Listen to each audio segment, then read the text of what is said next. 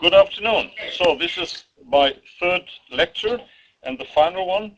And the first lectures I have somewhat prepared this third one because this is for me the most important lecture because it gives some insight in what we are doing here and what we are working together with our Russian colleagues from Moscow and from Perm. And this is the topic of cosmic magnetic fields. So I would start with an extremely brief introduction into magnetic fields and then give you an overview of where cosmic magnetic fields are observed, about the methods of observation, and then concentrate on magnetic fields in galaxies, which is one of the main topics of the research we are doing here in our institute. So, Alexander, can you change one of the windows to the screen so that I can see when the pictures appear on the screen? Yes, that's much better, because there's always a time delay and I just have to wait a few seconds until the screen appears. Okay, that's fine. Okay, right. Thank you. So some words of history. Magnetism the word of magnetism has several origins. So first there's the stone called magnetit. This is known since a very long time, and the word magnetism is probably coming from a region called Magnesia in Greece. And the practical use of magnetism as a compass has been invented most probably in China more than 2,000 years ago, and it is known that Chinese sailors used compass already more than 1,000 years ago. And the pictures here are showing two ancient types of compass instruments used by the Chinese. So magnetism is known for a very long time, but the importance of magnetism has been recognized only very recently, and the existence of magnetism in the universe is a relatively new discovery. And of course you all know the background of magnetism. I don't have to go into this one. This is just very briefly to remind you, these are the Maxwell equations. The Maxwell equations, they give the relation between magnetic and electric fields, also between magnetic electric fields and electric currents. The most important equation is the last one, divergence B equals 0. The divergence-free condition tells you that there are no magnetic charges. And in fact, there had been a claim several decades ago that somebody has found a magnetic charge, a so-called magnetic monopole, but that could never be confirmed. And this is why we now believe that there are no magnetic monopoles in the universe. And why this is the case, this is a different story. There are many different explanations for that, and the most simple one is that they are just very rare. And in the early universe, in the inflation period, they have been thinned out that much that there are practically no monopoles existing anymore. So that leads to the divergence-free condition. That means that magnetic field lines are always closed ones, and they can never be open ones because there are no charges between which these magnetic field lines could lead to. So Maxwell's equations is the basic of magnetism, and also Maxwell equations govern the motion of particles in the universe. This is governed by the Lorentz force. So in a very simple case, if the particle, a charged particle, enters perpendicular to a magnetic field, it just circulates around the magnetic field. If the particle enters at some angle towards the magnetic fields, this orbit of the particle will be a spiral. It will propagate slowly along the magnetic field line and still spiral around that. If the magnetic field is not homogeneous, it has some fluctuations, then the particle is moving back and forth, and this is working like a magnetic bottle, so the particle can be trapped within the magnetic field. Originally this was a movie, but unfortunately the system is not able to show you the full movie of that. So some basic facts. The first is that most of the baryonic matter in the universe is ionized. I'm not talking about the dark matter, I'm only talking about the baryonic matter. And that means magnetic fields are relatively easy to generate, because if you move ionized gas, that means you move charged particles, and that always causes magnetic fields to be produced. Second is there are no monopoles, and that means magnetic fields are hard to destroy. So as you know, you can reduce electric potential by moving electric charges. With magnetic field, this is not possible because there are no charges which can move between the magnetic poles. So they are relatively persistent. If you once produce them, they are very hard to destroy. And on the other hand, magnetic fields are not emitting, so you need to illuminate them somehow, and that means they are somewhat difficult to observe. And the other fact is that we don't have our own sense for magnetic fields, so we don't know how magnetic fields look like and how they feel. We cannot feel magnetic forces. Some animals, especially birds, can do that because they have magnetit in their head, but we don't have that. So why are we interested in that? And altogether we want to know how important are magnetic fields in the universe. And that means we have to learn when and how were the first magnetic fields generated in the universe. We want to know whether magnetic fields already existed in the very early universe before galaxies were formed. I've explained that in my first lecture. So there is the time epoch of reionization where the first galaxies were formed. This is already 500 million years after the Big Bang, so were magnetic fields already formed in the very early universe? I will not talk about this because I'm no expert on cosmological magnetic fields. I know a bit more about the amplification of magnetic fields, so how and how fast did that happen, and if magnetic fields were already amplified in the early phase of galaxies, did they affect the evolution? And a very important question is the general intergalactic space magnetics. So do we find magnetic fields all over the universe? So this is a very important question.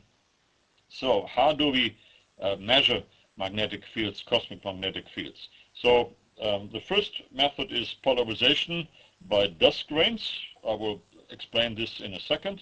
The second is the Zeeman effect, the splitting of lines in magnetic fields. The third method is synchrotron intensity. You can do it with total synchrotron or with polarized synchrotron. And if you have polarized synchrotron, you can also measure magnetic fields with help of Faraday rotation. So what is dust grain alignment? So if you have a aligned dust grain, which has to have paramagnetic properties, so it should react on magnetic fields, then the idea is that the particle is rotating.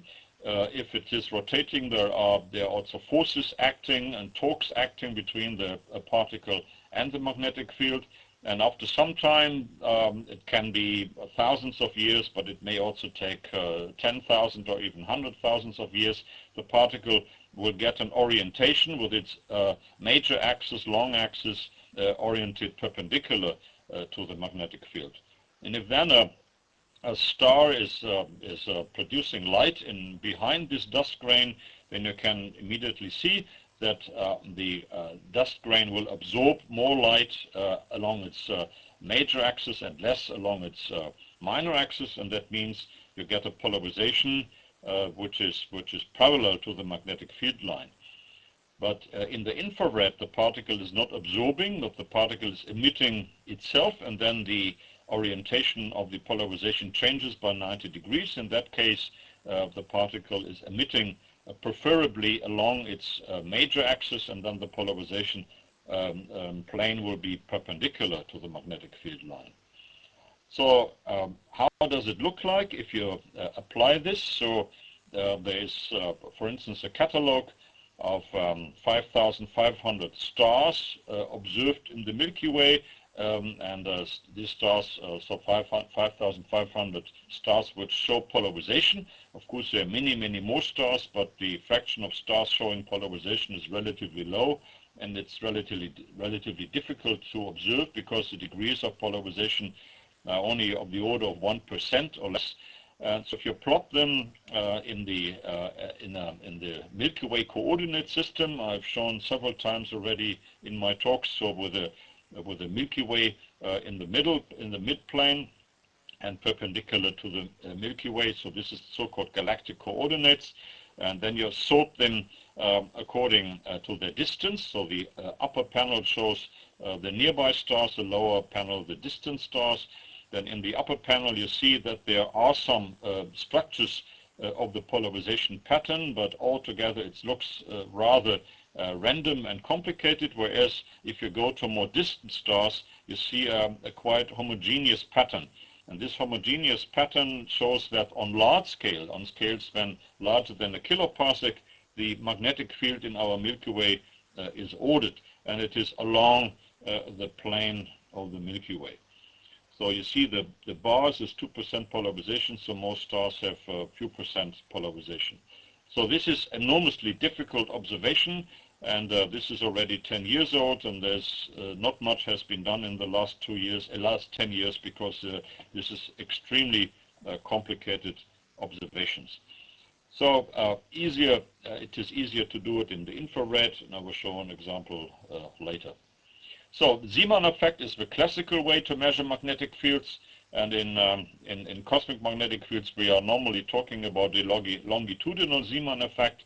The longitudinal Zeeman effect says that a spectral line is split into two parts, in a left and right hand circular polarized part, and if you measure circular polarization and make the difference between left and right, then you get the lower difference signal, and the splitting of the line, of the two components of the line, gives you a measure of the field strength.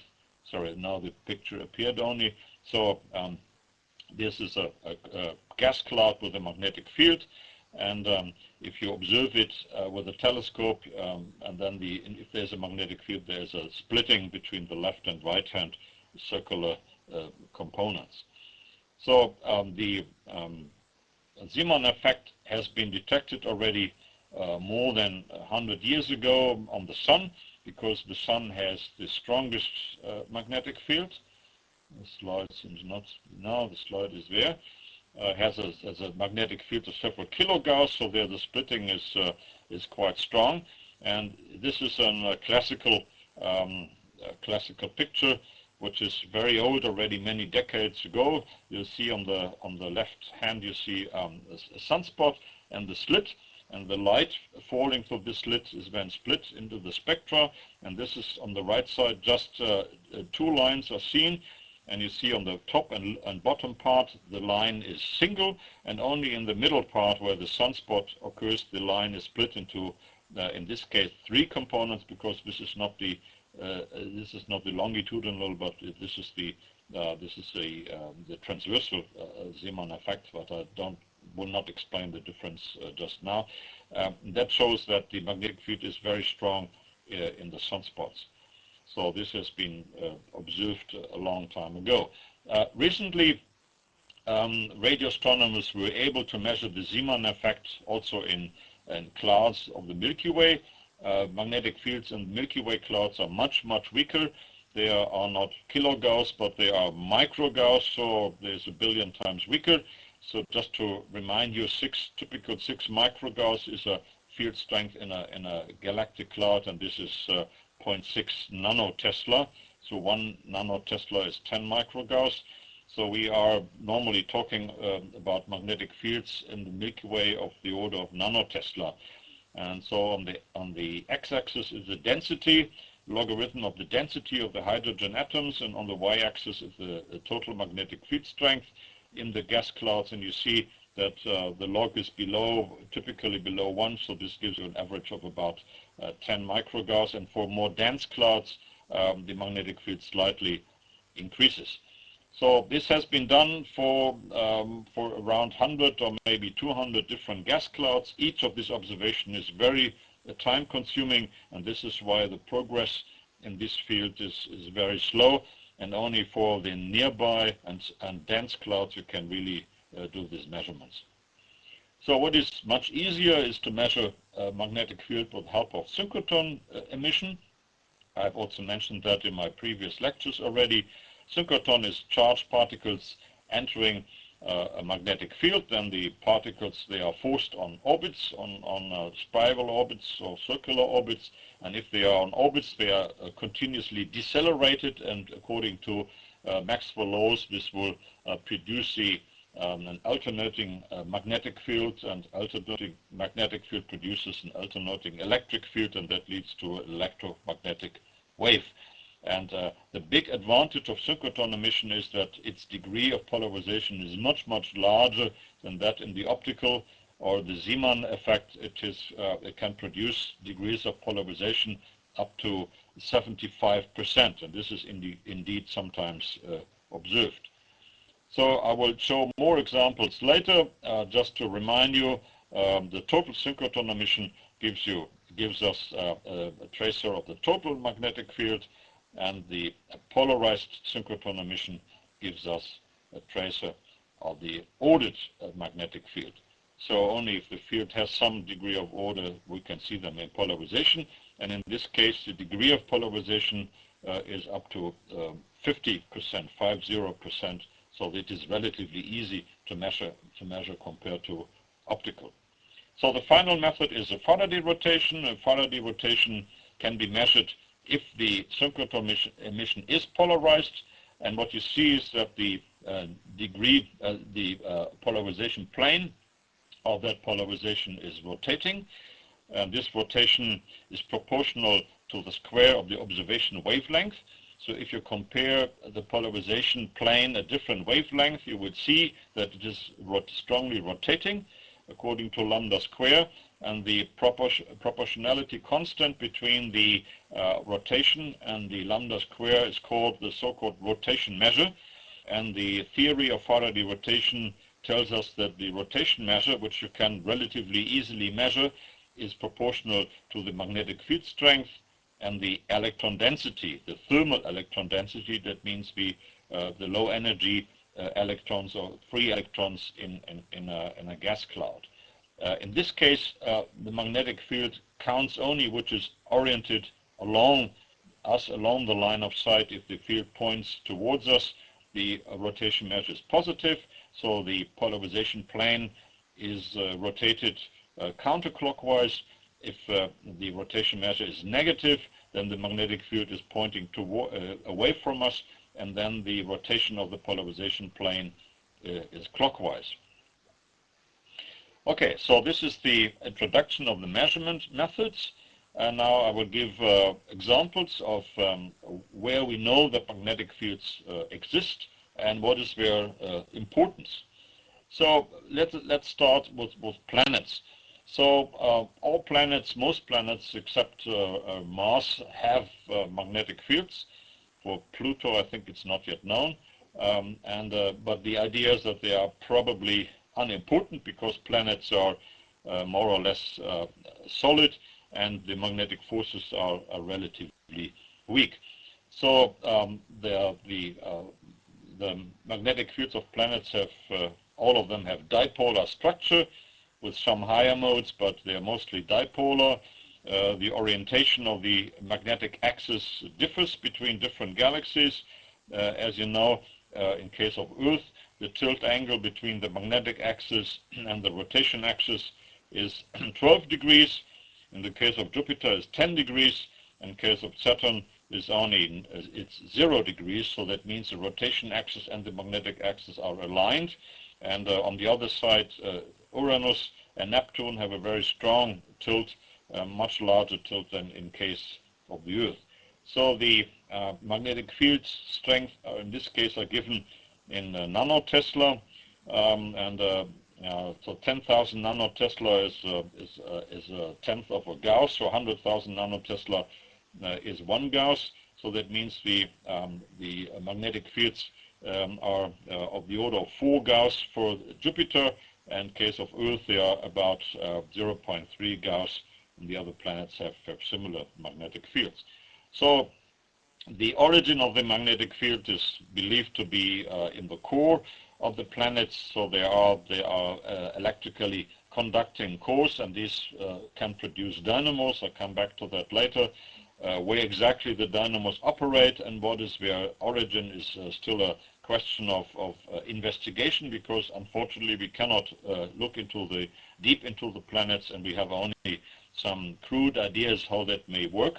The next slide shows some simulation how the magnetic field of the Earth may be produced. So there's the liquid core and also a mantle, and there's obviously a relative motion between the core and the mantle of the Earth, and this produces currents, large-scale current system, and these current systems are obviously generating some sort of a dynamo, and that is this is producing this dipolar magnetic field of the Earth. And as you know, the magnetic field of the Earth is reversing irregularly, not periodically, but irregularly. So from time to time, this current system within the Earth is obviously changing its direction. And as far as I know, I'm not expert on that. The reason for that is still unknown. And maybe your colleagues of Perm University, maybe Peter can tell us a bit more about that if you want to know details. So this 0.3 Gauss of the Earth magnetic fields is extremely important for the development of life on Earth. Without the magnetic field, the life could not have been formed, because there's a continuous stream of charged particles coming from the sun, the so-called solar wind. Sometimes the bold solar wind becomes a solar storm, so there's a very strong energy coming from charged particles entering with up to several thousand kilometers per second. This would cause a lot of harm to life on Earth, but fortunately the magnetic field is forcing these charged particles to be deflected, and these charged particles are just stopped, and they are deflected, and they can enter the Earth magnetic field along the magnetic poles, and this produces aurorae, polar lights, but they are already in energy, they are much lower in energy. So this shielding of the solar wind and the charged particles from the sun is really crucial for the development of life on Earth. So that means for life, obviously magnetic field is important, but for the development and evolution of Earth, probably not. This is changing if we look to stars like our sun, and in the sun the magnetic forces are really important.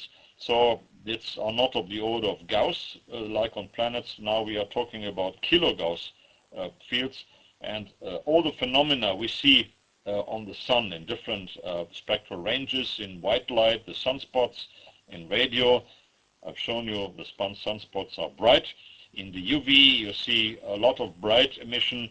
In calcium, you see faculae.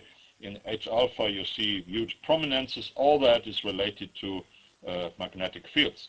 And if you do high-resolution observations in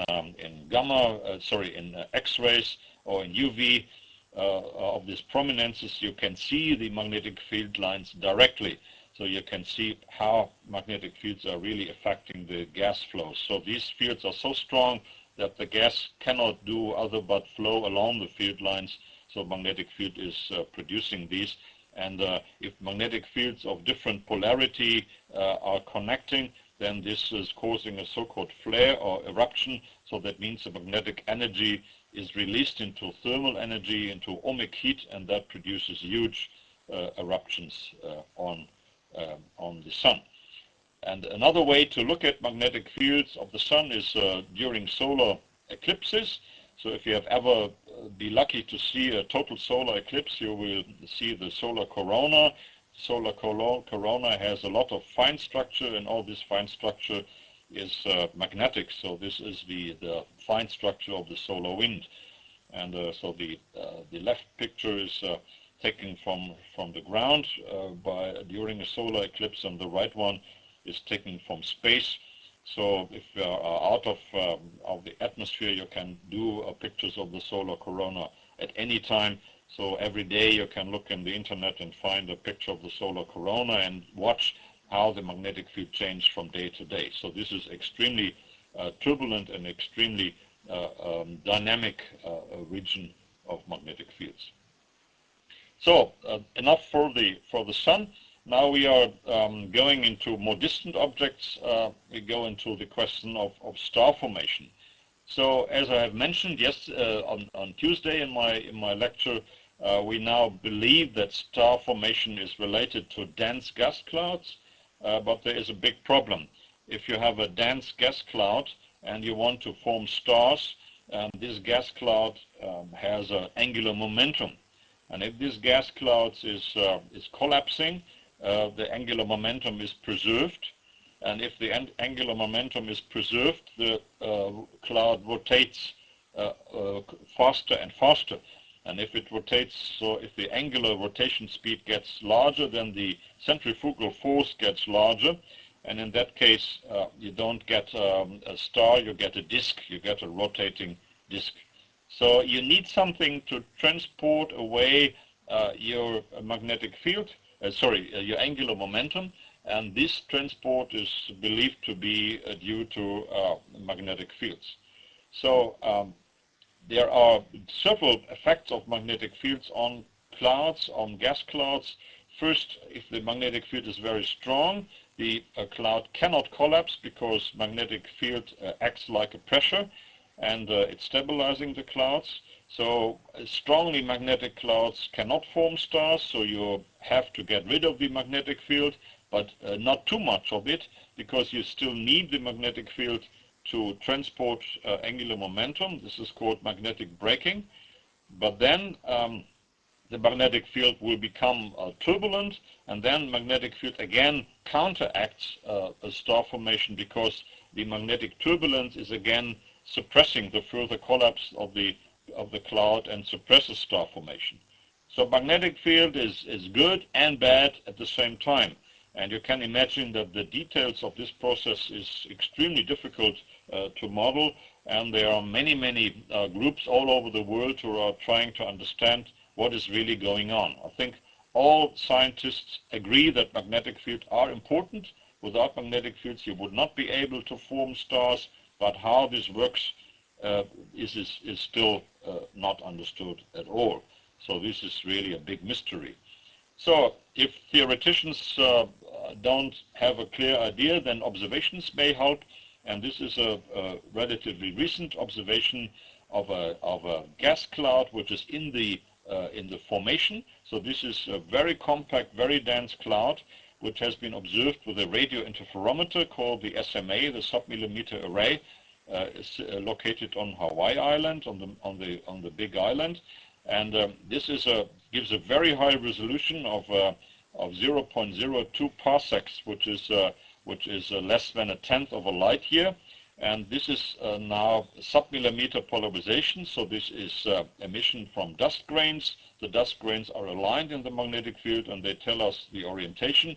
And you see that the magnetic field is, in this case, is radial. And that indicates that this cloud is obviously able to collapse further. The gas can collapse along the magnetic field line, and that is probably the reason why this cloud will be able to form stars within the next few 10,000 years. So this is one example, and the new interferometer I mentioned on Tuesday called ALMA, the ALMA Atacama large millimeter array, will do many of these observations. So these observations are very time consuming, and we have only 2 or 3 of these clouds observed, but ALMA will be able to do many more of them. So then we know more about the internal structure of molecular clouds, and then hopefully we will understand how stars really are formed within molecular clouds. So there is a lot of research is going on in that respect. There's another field of research. This is the formation of planets around the stars. So if you have a star formed, then there's some material, cold material left over in the outer parts, which is called the protoplanetary disk.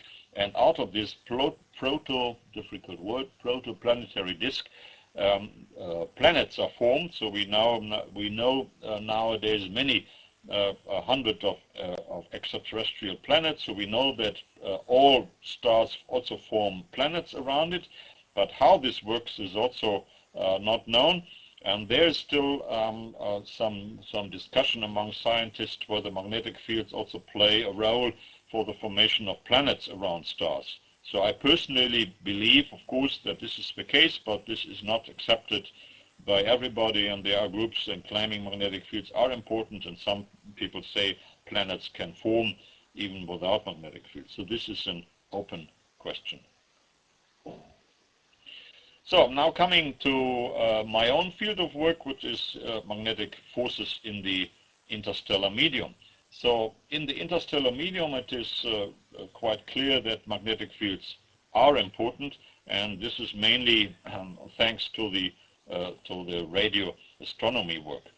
And on the field of galactic magnetism, there has been established a very fruitful and very successful collaboration. I just mentioned these two important documents.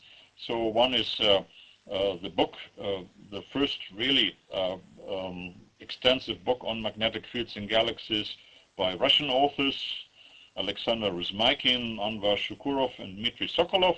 So Alexander Rusmaykin is now working in the United States. Anvar Shukurov is working in the United Kingdom, but Dmitry Sokolov is still in Russia, working at Moscow State University, and in fact is visiting just our institute this week. So he's just sitting next, one of the next rooms to me.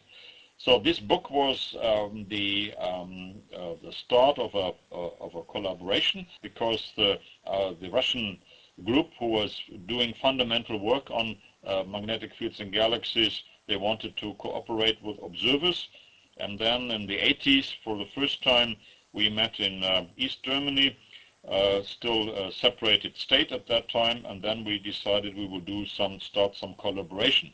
And that collaboration was very successful since then, and the most important paper is shown to the right. This is a review in one of the most prestigious review journals in astrophysics, and this review has more than 500 citations, which for astrophysics is a very good number. So this is believed to be the standard paper on galactic magnetism. It's already more than 15 years old, but citations are still increasing.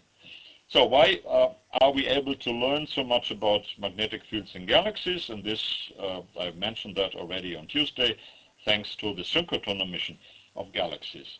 So again, here in roughly the same scale as the optical image of a galaxy M51 and the radio image, I've shown that already, and you immediately see the distribution of magnetic fields in the right image, and these magnetic fields are mainly along the spiral arms, and I've discussed that already on Tuesday. But you can do more of that. You can measure the magnetic field strength from these images. And I have to explain you that to measure the magnetic field strength, you have to do an assumption. And the assumption is that there is energy of the particles which are orbiting in the magnetic field, shown in the curve here, the curve going from top left to bottom right. This is the particle energy, and then we have the magnetic field energy going from bottom left to top right, and the sum of these two energies is then this parabolic curve in the top part. And the idea is now that you have some sort of the system will be preferred located in the minimum of that parabolic curve, and this is called the minimum energy or equipartition condition. So because if there's more energy in the particles than in magnetic field, the energy will be moved, and opposite, it will also move from the magnetic field into the particles. So there is good reason to believe that we are sitting in the lower part of that curve, so the so-called minimum energy or equipartition field. If you do that, you can easily develop a formula. This is a minimum energy or equipartition formula. Who wants to know the details? There's a fundamental paper by Marita Krause and myself And this gives the result. So you can compute the magnetic field strength by taking the intensity of the synchrotron emission, which is I sync here, and you have to assume something about the ratio between protons and electrons, because you can observe only the electrons, but you also need to know something about the protons. And then you have to know the extent of the source. This is the so-called path length, capital L. And then you also have to measure the synchrotron spectrum. Alpha is the slope of the synchrotron spectrum, so-called spectral index. So the alpha can be measured, the I can be measured. K, we believe, is some general constant number in the universe of the order of 100. So there's 100 times more energy in protons than in electrons. And the L is something you have to get from the geometry of the source, so that then you can measure the magnetic field strength. So taking the image I've shown you before, you can transfer that into a map of magnetic fields, which is shown here. Okay, it's not yet there, now it's arriving. So this is a magnetic field map of M51. And you see that in the center, the magnetic field strength is of the order of 30 microgauss. In the spiral arms is 20-25, and outside the spiral arms it is between 15 and 20 microgauss, and then it's further decreasing towards the outer part of that galaxy. So that gives us an idea of how strong magnetic fields are in galaxies. So they're still quite weak, but you have to remember that such galaxies have extents of several 10,000 of light years. So the total energy in the magnetic field is really very, very high. I'll come back to that in a second. So these typical magnetic fields are found in all galaxies. So we always can say in spiral arms we have of the order between 20 and 30 microgauss. Between the spiral arms it's somewhat weaker. There are regions where the magnetic fields are even stronger, in the central regions up to 100 microgauss, and there are sometimes filaments in the centers of galaxies, for instance in the Milky Way center, and they can have magnetic fields up to milligauss. So this is about the range of magnetic field strength we can find in galaxies. And just to the forces and to the energy densities, if you compute what energy densities this corresponds to, this is a plot of energy density of various components of the interstellar medium against the radius. You can see that the magnetic field energy density is in the inner part similar, in the outer part even dominating two-thirds of the interstellar medium, and the thermal energy density of the ionized gas or the neutral gas is much, much lower. This is logarithmic scale. So in the interstellar medium, magnetic fields play an important and maybe in the outer parts of the galaxies even dominating role concerning the energies and dynamics of the interstellar medium. Of course, the general rotation of the galaxy, the stars, has an even larger energy density, but the stars don't interact with the interstellar medium, so that's why they are not interesting here. But for the formation of stars, for the formation of spiral arms, it's quite obvious that magnetic fields play an important and maybe even a dominating role in galaxies. And that has been known only since recently, and it was not taken into account in previous models of galaxy evolution. And I told you that the rotation of stars is not affected by magnetic field, but this may not be fully true. So it is possible that in the very outer parts of galaxies where the magnetic fields are still strong and where gravitation is becoming weaker and weaker, there could be an effect of magnetic fields even on the rotation of stars. There has been a recent paper by people from Spain, from Granada. They have realized that in the Andromeda galaxy, in the outer parts, the rotation curve, which is normally more or less flat, I have explained that on my first lecture on Monday, there's a small increase of the rotation of stars towards the outer parts. And I've explained on Monday that this flat rotation curve is due to dark matter. The dark matter has about 10 times the mass total mass of the stars you can observe. But in the outer parts, you would need some increase of dark matter, which is highly improbable, and this is why this group claims they can explain it with magnetic fields. So the lower curve is their model, and indeed their model shows some increase that in the outer parts magnetic forces may become important. So it is, of course, it's highly debated. Many people don't like this idea, but it is a possibility that at least outer parts, so you can see that the radius is 30 kiloparsecs. 30 kiloparsecs is 100,000 light years, so very, very far out. So our sun is located at 8 kiloparsecs, so it's to the very left of that curve.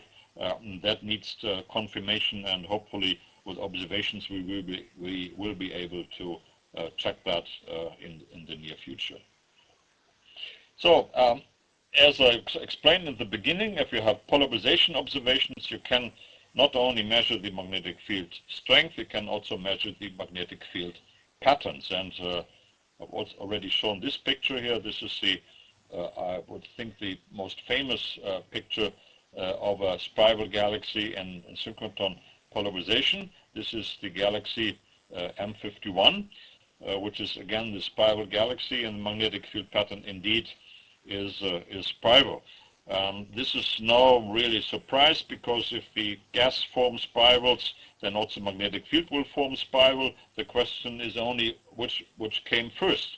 Was there first the spiral magnetic field, and then the spiral magnetic field caused the spiral arms, or were there first the spiral arms, and the spiral arms forced the magnetic field to become to have a spiral pattern?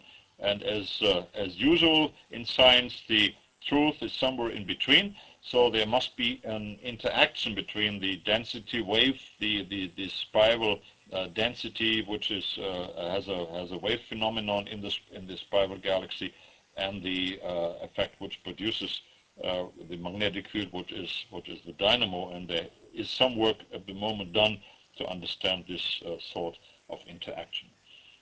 And the other important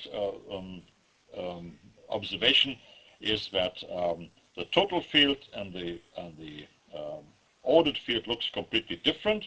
So left side is the total magnetic field, on the right side there's the ordered magnetic field. So the total field shows only, in this case, this galaxy, only some weak traces of spiral structure, but the ordered field is clearly spiral and shows a very nice pattern with two spiral arms.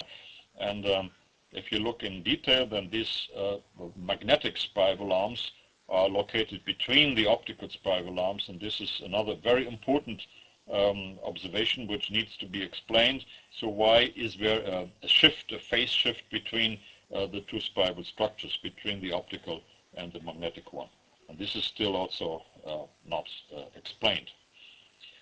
Before I give you some idea about how the spiral fields are produced, I would like to show you another example of magnetic forces which turned out to be very important. And I come back to my beloved barred galaxy 1097, because I just love this galaxy and I also love this picture, and I just want to attract your attention to the inner ring. There is in this picture a very bright inner ring. I've explained on Monday that this is due to the motion of the gas, which is deflected and then is sliding along the bar and then collecting in this inner ring.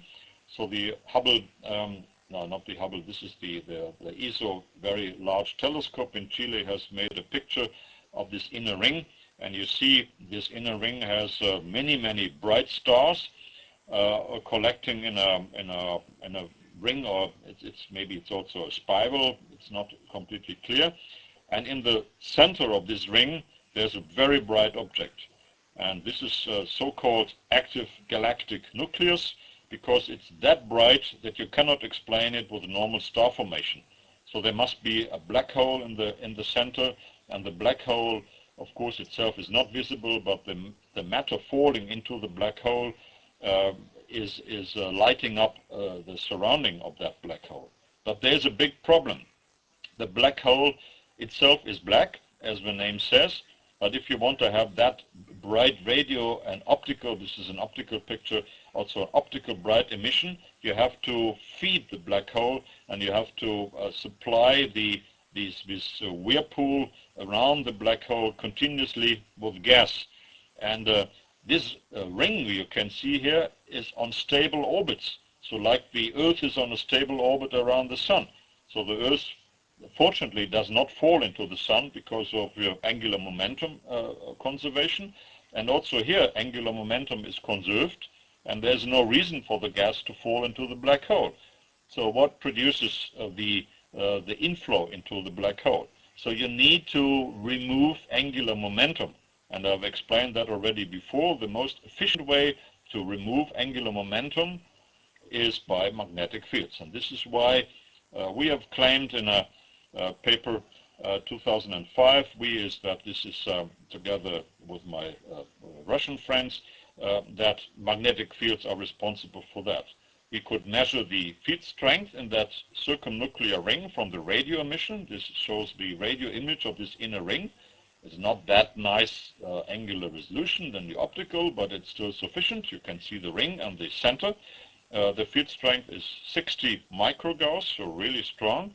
And then we applied a very simple induction equation, and then if you investigate that in more detail, then you can derive a mass inflow rate by magnetic stresses. Magnetic stresses are stresses between the radial and azimuthal component of the magnetic field. And this formula, the first one, is giving the inflow rate of mass as a function of the scale height of that ring, the angular velocity, and the correlations between the components of the magnetic field, the total field, and also the regular field component. So this is all straightforward, and if you put in the numbers which have been observed for the scale height, 100 parsecs or 300 light years, the velocity, 450 kilometers per second of rotation, and the field strength we know, then you get a mass inflow rate of 1 solar mass per year. And this is exactly what you need to feed the black hole. So to our understanding, we have solved the problem, why are active galactic nuclei bright? And this is because of angular momentum transport with help of magnetic field. So we are quite proud of that result. Unfortunately, many of our colleagues still did not realize the importance of magnetic field, and there are still many papers which try to explain this in a different way. But we are convinced that this is the most straightforward way to explain how to feed black holes. Okay, now coming back to the spirals, and now going to dynamo theory, which is really something we have done a lot of work together. This is another galaxy which is not a spiral galaxy. This is a ring-like galaxy, so the optical image, the color image in the background clearly shows a ring. So this is not a small ring as before, but really large ring, so a ring of many, many thousands of light years. But the magnetic field is still spiral in this galaxy. And another example, this is a so-called flocculent galaxy, a galaxy which does not have any spiral arms, but still the magnetic field is spiral. And this is a very important result because it gives a very strong evidence that the so-called dynamo is acting. So dynamo predicts spiral fields, and indeed we found spiral fields in all galaxies we have observed so far, and this gives evidence that a so-called dynamo is operating. So I will spend now some time on explaining you the basics of dynamo models. Dynamo is a part of the history of the amplification and origin of magnetic fields.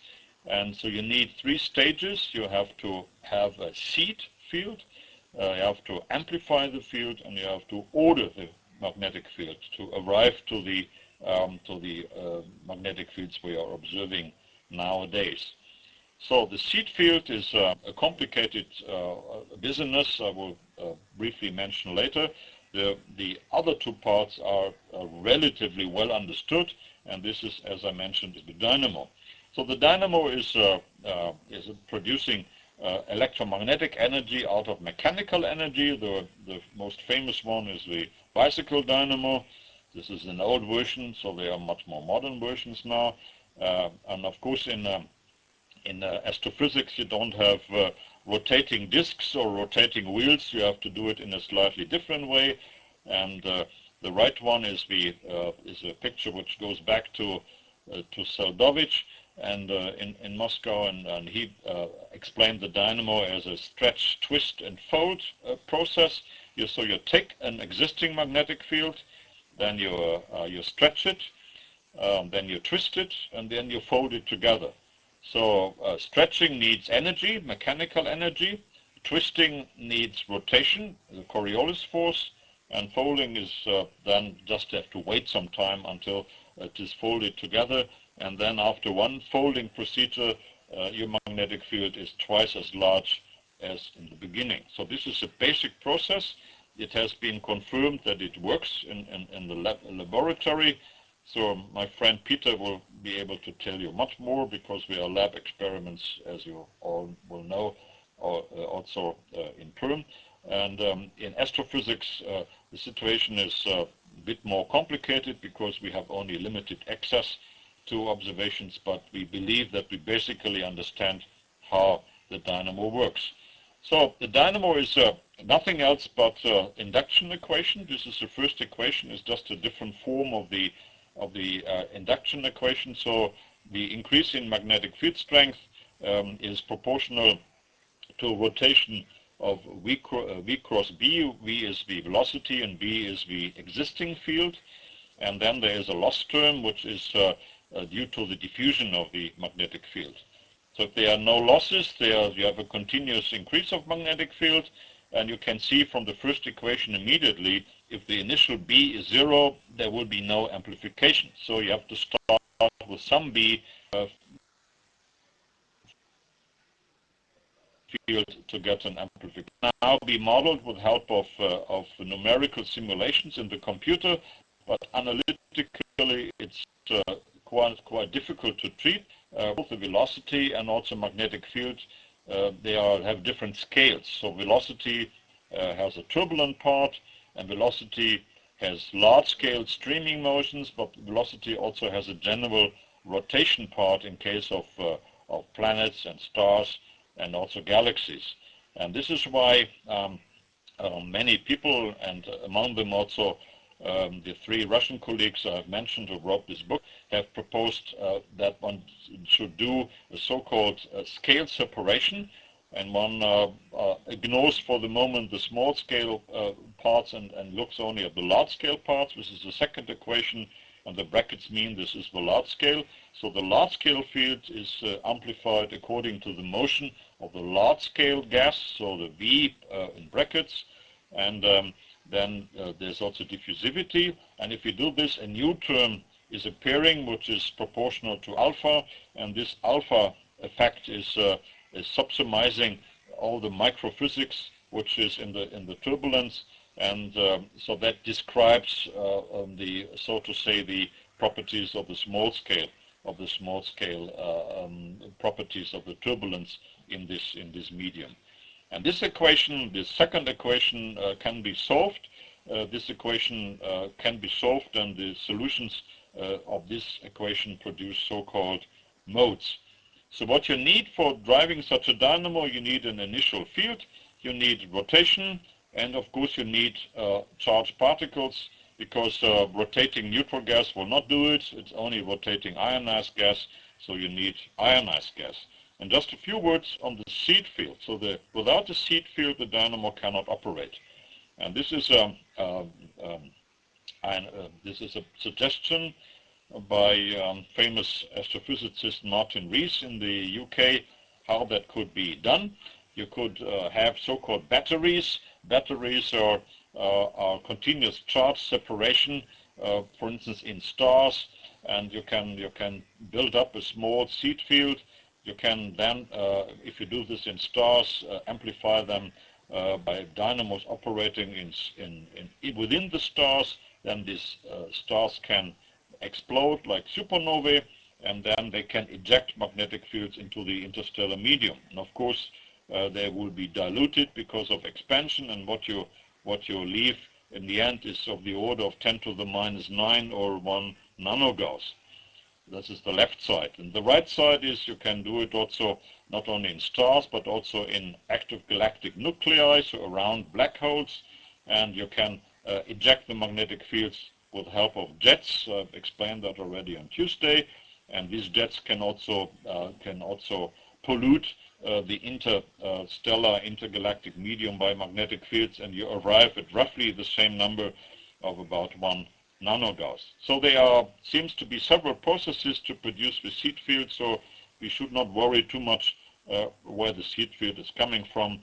There are also possibilities to produce seed fields in the very early universe, but this is much more difficult, and this is why I favor to produce these seed fields in the early universe, but in the first galaxies. So not in the first few seconds of the universe, but in the first few 100 million years of the universe. So the second thing you need is ionized gas, but you need mechanical energy. So where's the mechanical energy coming from? It's first the general rotation, but then you need also a mechanical energy on small scales, and this is called turbulence. So turbulence is known to exist in the interstellar medium by observations and also by simulations. If you have a supernova exploding, then interstellar medium is continuously stirred up and becomes turbulent. This is shown on the left part. This is a simulation by the AWS and Breitschwert. So this is done by star formation, by supernovae, and in the outer parts of galaxies where there is no star formation anymore, there is still a source of turbulence which is called the magneto-rotational instability. And this is a very powerful process. The color shows the gas distribution of a rotating object like a galaxy. The colors give you the density. The middle one is the brightest, and then blue is the lowest density. And then you have a magnetic field which starts perpendicular, and then there's an interaction between this gas layer which is rotating and the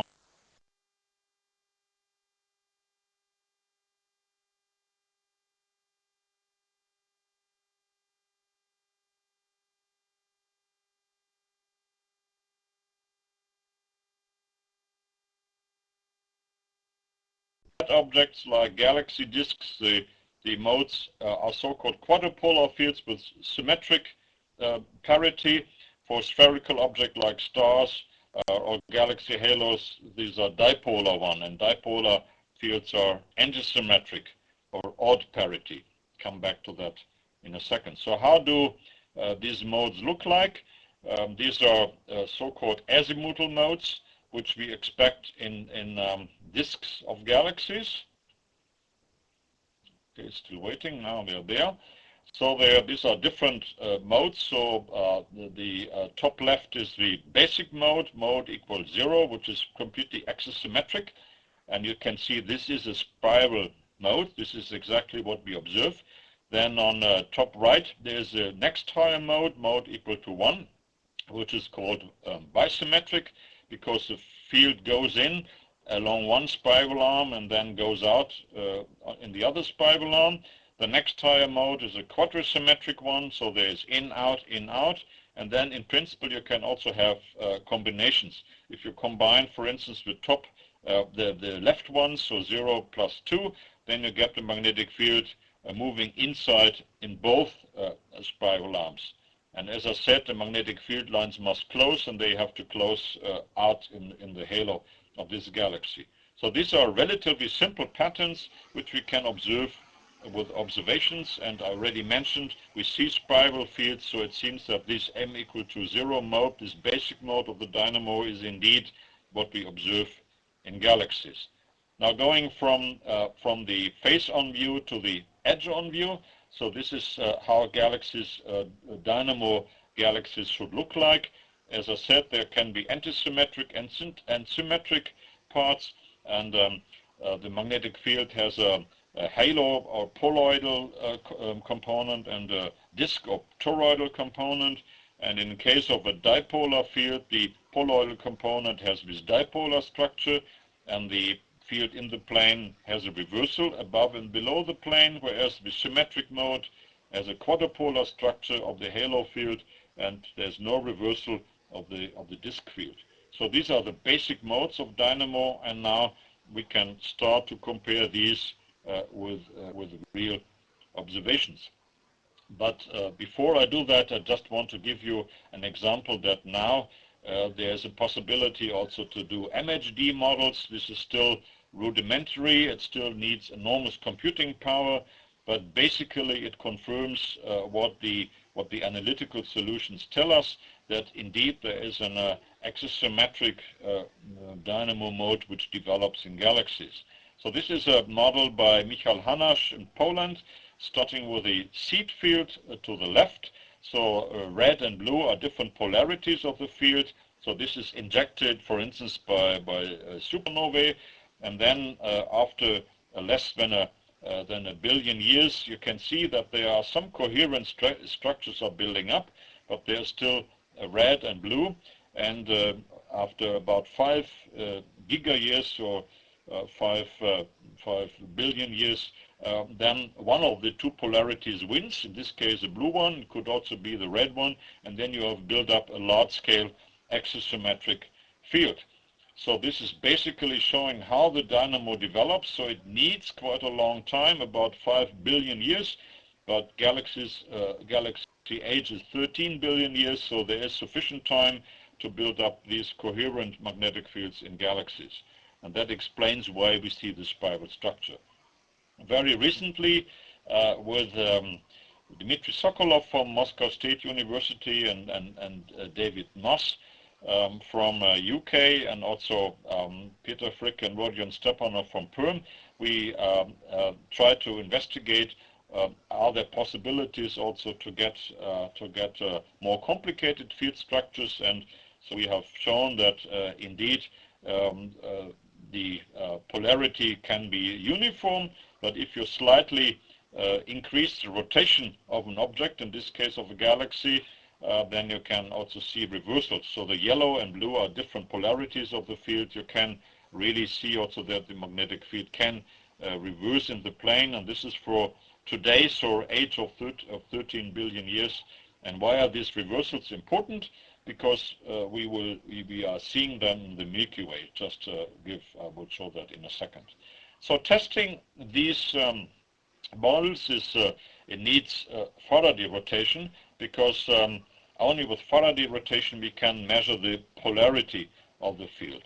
So again, polarity in the previous picture is the color here, so blue and yellow, and so the normal polarization pattern will not distinguish, but Faraday rotation can tell us whether the magnetic field, what the direction of the magnetic field is. So Faraday rotation is very important in that respect. Just to remind you again, so if you have a reversal of the magnetic field, this is shown in the right part, then you cannot distinguish in polarization. So a reversed and a non-reversed magnetic field will look the same in polarization, because polarization gives the polarization planes and not the directions, but Faraday rotation will give a difference between these two pictures. So Faraday rotation is really important to measure that.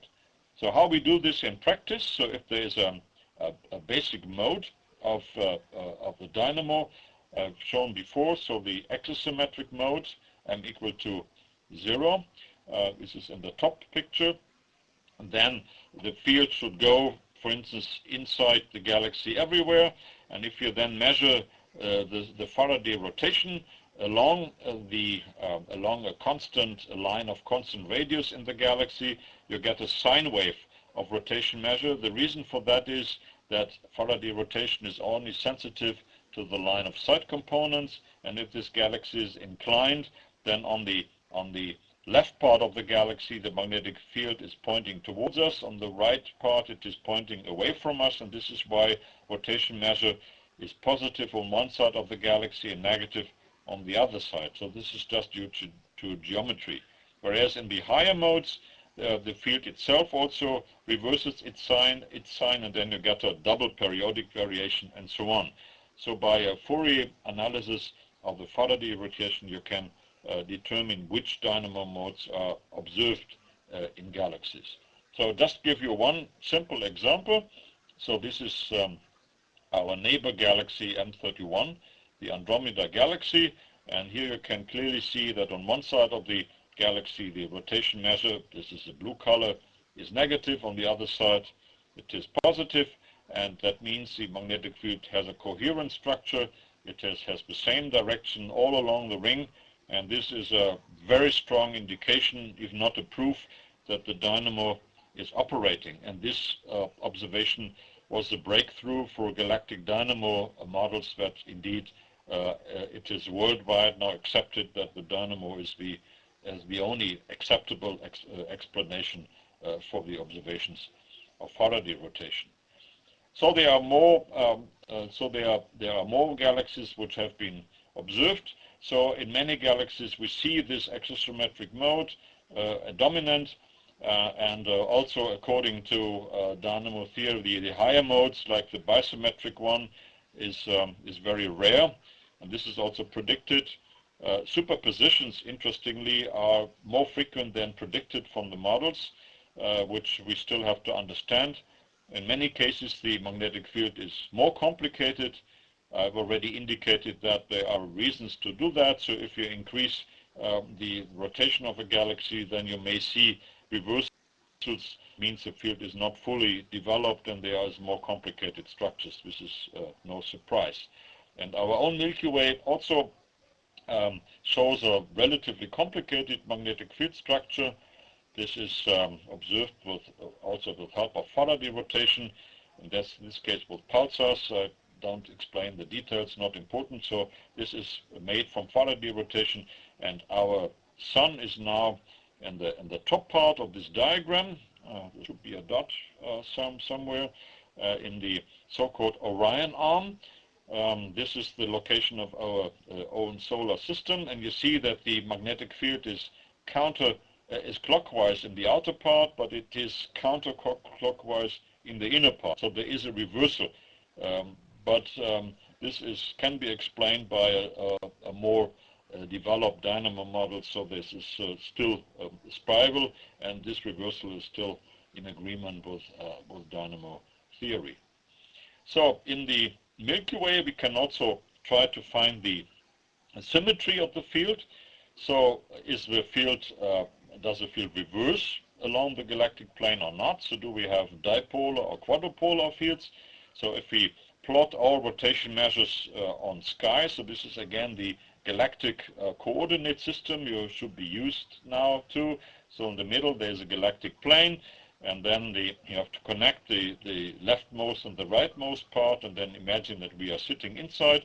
Then you can see that in the on the outer part to the left and the outer part to the right, the polarity is continuously of the same sign. So left it is negative, on the right side it is positive, but in the inner part there seems to be a rule from red to blue, and on the right side also the opposite. And so the idea is that maybe the magnetic field in the Milky Way has two different components. It is a symmetric component, which is locally, and then in the inner part maybe there's an antisymmetric component. So maybe there's a quadrupolar field near this sun, and maybe there is a dipolar antisymmetric field in the inner part of our own galaxy. So this can also easily be explained by dynamo models, but it still needs confirmation. So I will leave now the topic of magnetic fields in galaxies, and I extended that a bit because this is what I'm most interested in, and where also the collaboration with our Russian colleagues have given most of the success. And I now will briefly mention magnetic fields in other parts of the universe, in the outer parts of the universe. And there's not much known, and much less known than in galaxies, so I can be relatively short here. So I first will mention galaxy clusters. So galaxy clusters are agglomerations of galaxies, and between these galaxies there's also matter, there's gas called the intergalactic gas or intracluster gas, and this gas is seen in the radio. This is the lower picture, and this is called a halo. So these halos are huge. They can be millions of light years huge, and within the halos there are the galaxies embedded. There can be several hundred of galaxies or even more. And sometimes we see also diffuse radio emission, that means magnetic fields also outside in a part of a cluster where there are almost no galaxies. And the halo has strong radio emission, but very weak and fluctuating Faraday rotation, whereas the relic has very strong polarization. So we believe that the magnetic field in these halo gas is produced by turbulence, and the turbulence is due to the motion of the galaxies within this intergalactic gas, whereas the relic is obviously something which is produced by compression. And compression in the universe can only be done by large-scale shock fronts. And the most spectacular object is shown here. This is the so-called sausage relic, because it looks like a sausage, and this is the largest polarized feature known in the universe. So this object you are seeing here is at a distance of 600 megaparsec, or 600 about 2 billion light years, and its length is 2 megaparsec. So the length of this structure is 6 million light years. So it's the largest object in polarization known in sky at all, and the degree of polarization is 50%, and that must be a huge shock front in the universe. So what can produce such a huge shock front? Galaxies are much too small to do this. So what we have here is obviously a collision of two galaxy clusters. So two huge clusters of each of them several million light years across. They are obviously colliding here, producing a shock, and that can be seen in the magnetic field. And the particles existing in this gas are spiraling around the field and then produce this radio emission. So I just picked out this one spectacular example because it's certainly not known to most of you, and this is relatively new results. This is from a PhD student in the Netherlands who has done that, and this will also cause a lot of research also in our institute. So we have observed this object also with the 100-meter telescope in Effortsburg. Other spectacular magnetic objects in the universe you already presented already in my previous lectures. These are the radio galaxies. This is Cygnus A, the brightest radio galaxy in constellation of Cygnus, Swan. But here I've added also the field strength. So in the center of this galaxy we have 100 microgauss, which is typical for galactic centers. Then in the lobes of this galaxy the field strength is weaker. Only at the edges again, at the head of the lobes, the field strength again rises to 200 microgauss, and this again is an effect of a shock front. So this material expanding out, starting with the velocity of light and accelerating, is moving into the intergalactic space, and there is obviously a shock front occurring like a snowplow, and that means intergalactic space is not empty, so there is gas everywhere in the universe. It is dilute, the density is low, but if you just let this jet propagate into intergalactic space over distances of several 100,000 light years, you really get an amplification of the field, and you get these shock fronts with a field strength of several hundred microgauss. And to collimate this energy, and I can be brief because I've explained that already on Tuesday, has to be done by magnetic fields. These jets have magnetic packing, so they are controlled, and they are held together by this spiral magnetic field. the spiral magnetic field is probably also produced by a dynamo in the very inner part, very next to the black hole, but this is something which will go beyond my lecture today. So if we now accept that the intergalactic space is magnetic and magnetic fields are everywhere, then we have a much better imagination how the universe and the magnetic universe formed at all. And this is of course a simulation because we cannot yet observe this, how the universe would looks like. So left is a model of the gas, and the right side is then the model of the magnetic field of the universe. These are scales of several million light years, and you see there's a filamentary structure. The filaments, they meet.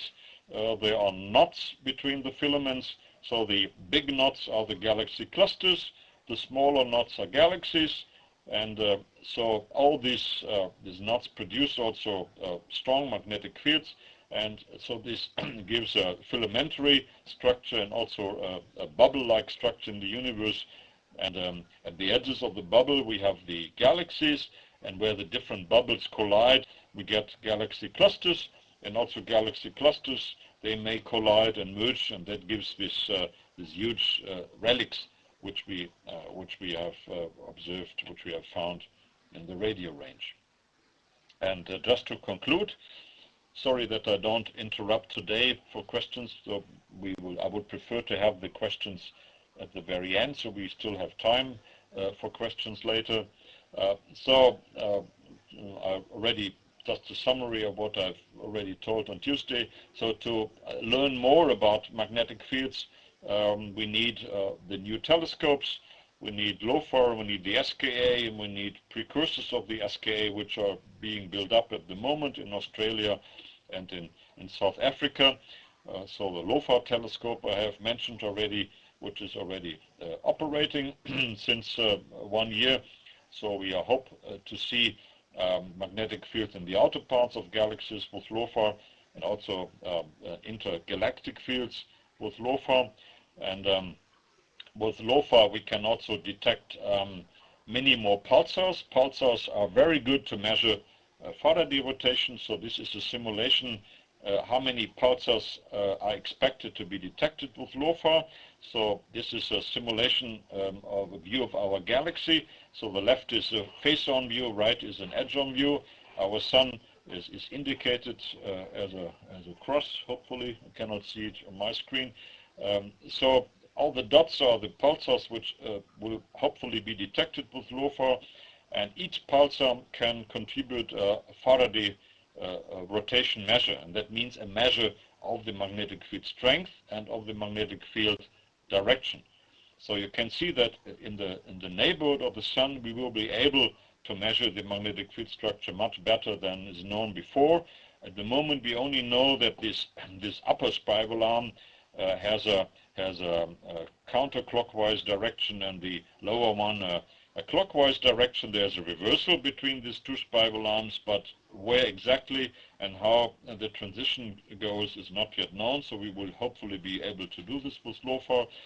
On the right side you see the distribution of expected pulsars in the edge-on view, and the question whether the magnetic field in the Milky Way has a dipolar or a quadrupolar structure can then be studied with help of rotation measures of pulsars. So this is just a brief remark on LOFAR, and of course, as I have already mentioned several times, the really most important telescope to observe magnetism in the universe is the square kilometer array. Advantage is this enormously high sensitivity of a square kilometer collecting area, and also the wide frequency range. I've explained in the beginning that, for instance, to measure Faraday rotation you need many wavelengths, and the more wavelength you have, the better you can measure that. The SKA will go from meter waves until centimeter waves, so the coverage in wavelength or frequency will be extremely good. So with this telescope we will measure many more rotation measures on sky and measure magnetic fields in the Milky Way and also in many other galaxies. So we have a we have a plan for the SKA, which is called a key science project. That means this is a project which is driving the SKA, one of the science drivers of the SKA, 1 out of 6. So we will again observe pulsars, and SKA will see many more pulsars than LOFAR, and study the structure of the Milky Way's magnetic field. We will try to find distant galaxies for the SKA and measure the magnetic fields in these ones. If dynamo theory is correct, we should be seeing the evolution of magnetic fields in galaxies directly by going to distant galaxies, and we also will search for intergalactic magnetic fields, whether these empty regions, the bubbles of the structure of the universe where we do not see galaxies, still has magnetic fields. And just to give you an impression how well the SKA will be, hopefully, if everything works fine, will be able to observe magnetism. If we want to study, for instance, the magnetism of the Andromeda nebula, which is in the foreground, which is a known observation, and all the dots is a simulation of how many background polarized sources you expect to be detected with the SKA. And now imagine that for each of these dots you can measure the Faraday rotation. So each of these dots will give you information about the magnetic field, so you will be able to study the magnetism of this galaxy with enormous precision. So we expect something like 10,000 sources in that field. At the moment we just have 20. So with 20 sources you can get a rough idea about the field structure of Andromeda, but with 10,000 you can of course do much better. And in the Milky Way, LOFAR will see the local pulsars. So the yellow ones are the pulsars which are known today. They're about 1,000, and SKA should be able to measure all pulsars in the Milky Way. And we expect something like 30,000 pulsars in the Milky Way. And we will be able with SKA not to see only the local ones like LOFAR, but we will see also pulsars on the other side of the Milky Way. And so then we can study the magnetism of the Milky Way in much more detail and find out whether there are more magnetic field reversals and compare that with the dynamo models. So we will continue the collaboration with the theoreticians. So this has been extremely useful and powerful to combine to make predictions out of dynamo theory and then compare that with observations, and that hopefully will be able to be done in future. Probably not by myself, because as I said, so the SKA will be ready only in about 10 years from now, but hopefully many of you will now believe that radio astronomy has a bright future, and you will enter and write PhDs in one of the institutes for the SKA and then help to solve these questions about the magnetism in the universe. So, although it's a bit late for me, because I have only 4 years until my retirement, but the next generation of astronomers will profit from these new telescopes, and they will enter a golden age of cosmic magnetism observations. Thank you for your attention. So there's plenty of time for questions and discussions. So Peter is here. So if you want to give the questions in Russian, you can do so. Of course, you can also do this in English.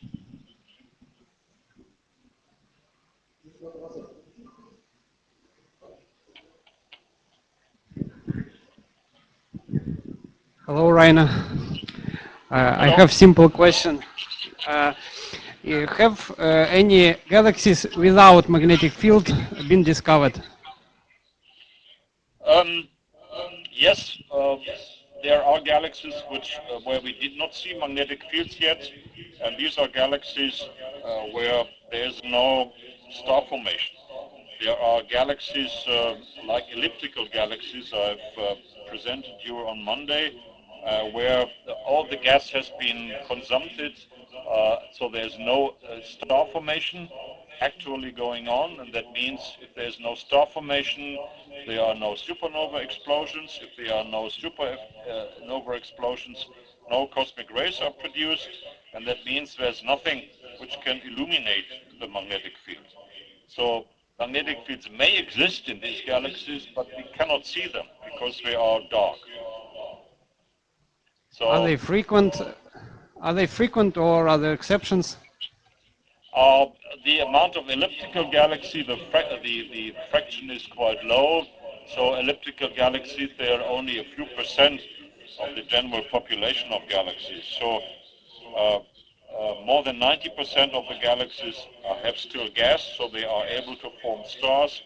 And these galaxies, all of them also have magnetic fields. Thank That you. was not a simple question. That was a really good question, so thank you. Oh, that was Anton. Hi, Anton.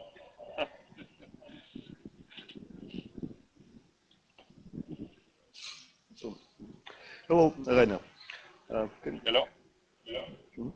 I have a question. Could we go to the slide where you shown the distribution of energy in galaxies? Magnetic energy, turbulent energy, energy of turbulent motion, etc. Could we go to that slide?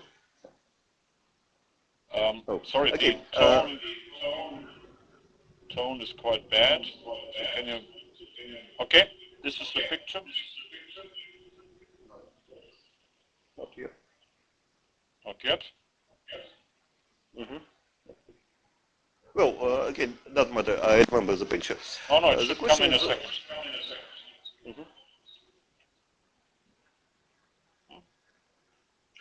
Well, Okay. anyhow, I can say, well, this energy of turbulent motion, is it is this assessment for visible part of matter, or it also somehow estimates the amount, the turbulent motion probably related to dark matter or something else? No, this is only the visible matter. So turbulence in this case means it is the total gas, so the gas which is seen in various spectral ranges, so it's neutral and ionized gas, and this gas is known to move with turbulent velocity.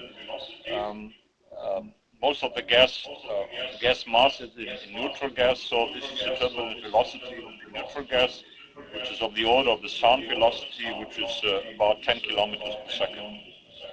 So the dark matter is not included.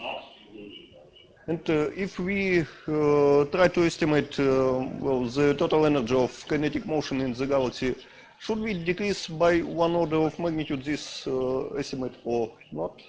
Just to have impression how important corrections will be. Yes, in principle you are right. So the amount of energy energy in the dark matter is larger, but because there is no interaction between magnetic field and the normal gas and the dark matter, it doesn't make much sense because these are just completely independent contributions within the galaxy. So my point here was that these are components which are physically interacting. If you want to understand how the galaxy develops or how spiral arms are formed, this diagram helps because it shows you that magnetic fields are really a very important component of the interstellar medium, whereas the dark matter is there, but it's just completely decoupled. Okay, thank you very much. Welcome.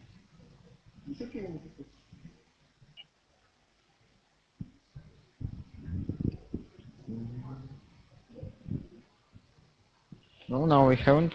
Any questions? Maybe from schools? Not?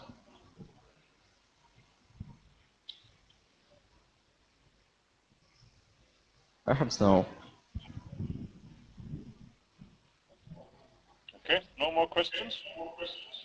No, no more questions. Okay, then I would like to say goodbye and thank to all of you for your interest. and your patience. I think technically it worked rather well. Though I would have preferred to see you and interact with you directly, but of course this is a much more efficient way, and I hope that you have learned something in my lectures, and that you're now understood why we are so excited about magnetic fields, and also understood why this collaboration with Russian scientists is so important. And maybe then Peter can give another talk then later what we are doing at the moment, and why we are successfully collaborating over many years. Okay, so thank you and goodbye. Thank you. Goodbye.